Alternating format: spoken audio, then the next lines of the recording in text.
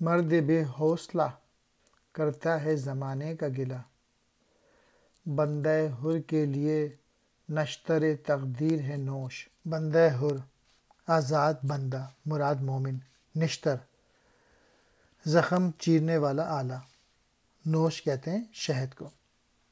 پہلے مصرعے میں بے حوصلہ مرد کے متعلق اقبال نے کہا ہے، دوسرے مصرعے میں آزاد بندہ اور جو کہ جس میں حوصلہ ہوتا ہے، ان دونوں کو کمپیئر کیا۔